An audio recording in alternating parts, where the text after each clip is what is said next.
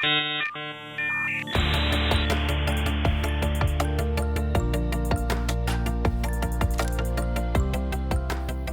nom est André-Éric Letourneau, je suis professeur à l'École des médias à l'UQAM.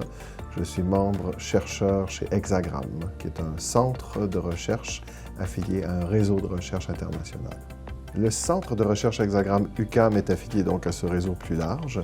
On a une équipe qui veille à la technique, parce que c'est un centre où on fait des expérimentations en recherche-création.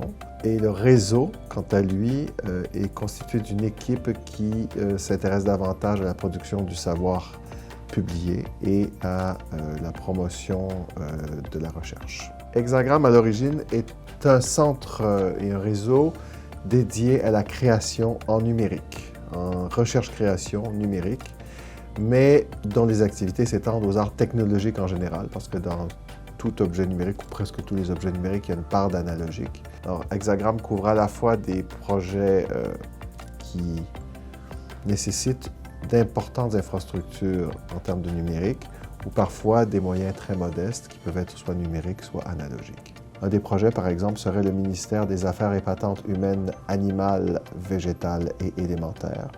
Nous avons, pendant 2 semaines, demandé à 9 citoyens qui habitent le quartier des spectacles à Montréal de choisir un lieu dans leur quartier et de repenser ce lieu, comment ce lieu pourrait-il être transformé.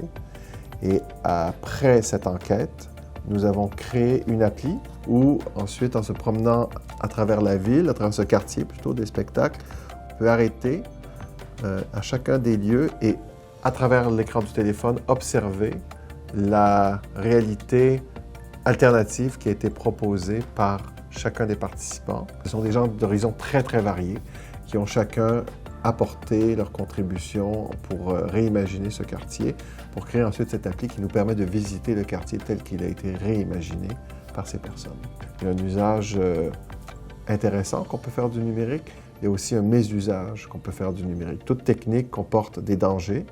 Le numérique en comporte plusieurs. Ce numérique est devenu partie intégrante du tissu social et des activités humaines et surtout des rapports que les gens ont les uns avec les autres maintenant.